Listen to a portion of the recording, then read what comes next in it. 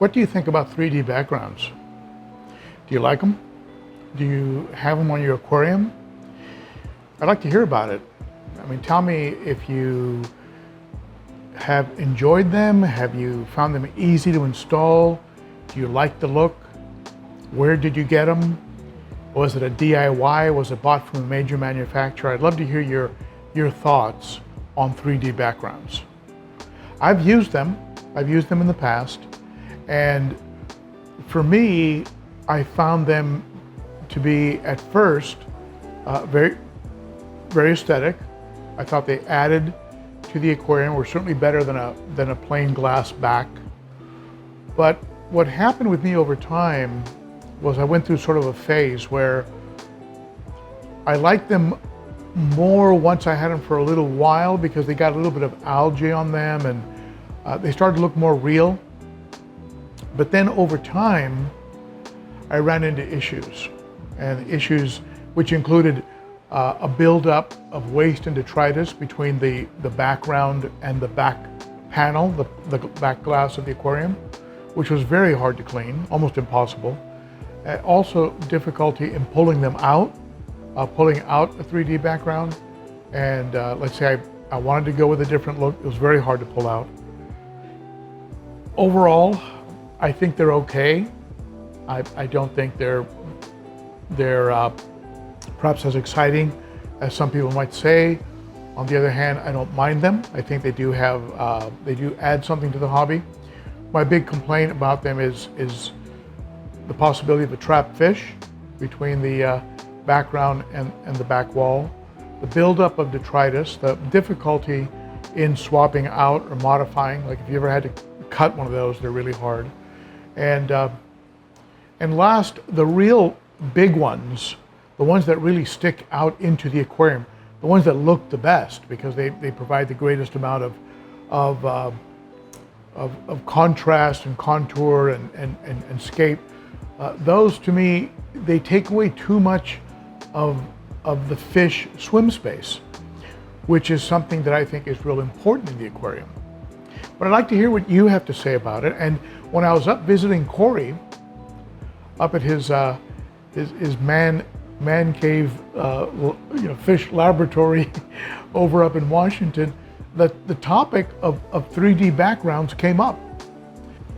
It was part of a much larger conversation of which I'll be releasing segments over the next few days to weeks. But this is the part where he commented on 3D backgrounds, and you might find what he has to say surprising, and you might agree or you might disagree. But here's what Cory has to say about 3D backgrounds. I notice we've gotten into a realm here where you have backgrounds on these tanks. Yeah, I hate them. Textured backgrounds. I hate You them. hate them.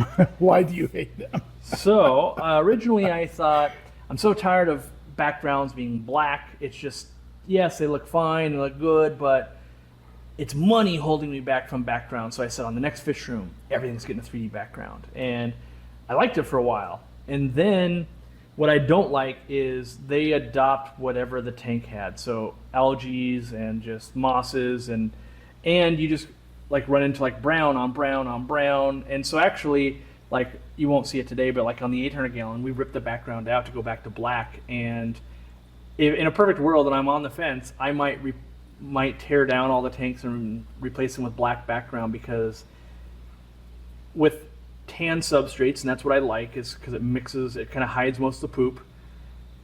It is forgiving. If you have the background brown also, you just see a sea of brown, and then it just so happens when you back up, you're like, wait, Cory, your walls are brown too because you used wood, and your tops are wood, and so it's like a sea of brown in here, which I'd never had before. I never had just brown on brown on brown. It would have been like, you have drywall and other stuff. And so now I've realized, oh, everything is brown.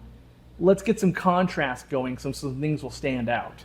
And so yeah, in a perfect world, I would not do 3D backgrounds.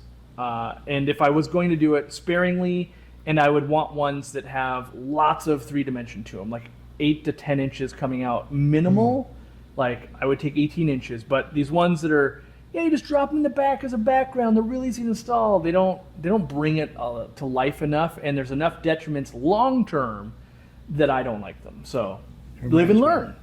I used to use, in a 180 I used to use, back in California, a thin, Rocky Thin, I think it was called, from Universal Rocks. And it was about a 3/4 inch. I had to cut it to fit into a different tank. Man, that material was hard to cut. Yes, it is. But I kind of like that it started showing a little bit of algae, and because it started to look more real. But I did eventually stop using them because I just found that too much stuff would build up behind them. It was just almost impossible not to have a mountain of detritus between it and the back wall, even when I would use sealant. I think once you put the background in, there's no going back until you cut it back out. And so if you want to reset a tank, like I could bleach it, I can clean everything out, but that background will still be there. There's nothing I can do until I tear that out. And I like to be able to reset if I want, or, what if I had a brown fish I wanted here? Then that wouldn't work very well. So I also, 99% of the tanks in the store are black, and it works the best for us. And it hides algae well. And yeah, if anyone was asking, Cory, would you spend money to do 3D backgrounds again? My answer was definitely I would not. I would spend your money somewhere else, whether it's fish or equipment or tanks or anything. Yeah. I would get more value for my money. So I use that Velamax. I don't know what that is. Real easy. Yeah. Velamax. You just cut it to shape. Make sure your back is clean. Use a razor blade if you need to. Spray a little water on the Velamax, a little water on the back, and then you use a credit card. Get all the air bubbles out of it, and you're good to go. Get tired of it, peel it off and put a different color on. Nice. Yeah, Velamax. I have a couple videos on it. Yeah. Well, thank you for that, Cory. I share some of your sentiments on it. I don't quite feel as strongly about them as you do, but at the same time, I get it. I get where you're coming from, especially when you participate in as many tanks as you do. Something like a simple background, like what I brought up in the conversation, in Velamax, my tanks are all either factory applied or applied by me vinyl backgrounds. And the advantage of the Velamax is that if you get sick of it, get tired of it, or if over time it starts to show its age, you just peel it off, buy some more, or take some of the roll that's still left and just simply reapply. And it's a very fast, simple process. But let me know what you think. Let me know what your thoughts are about 3D backgrounds. Do you use them? Was it a DIY project? Was it something that you picked up from one of the big, Universal Rocks or what's the one in Europe, Decor, or whatever they're called, Aqua Decor? Let me know what you thought about it, what size tank you have it in, what's been the pros and cons, and let me know what you paid for it. I'd be curious. I know those things can be very expensive. Okay, so that's it for me. Thank you so much for tuning in. If you like the channel, don't forget to subscribe, hit the bell, like the video, and drop by on Saturday for the Cichlids and Coffee live stream at 11 a.m. Central. Check out this playlist for information on water changes.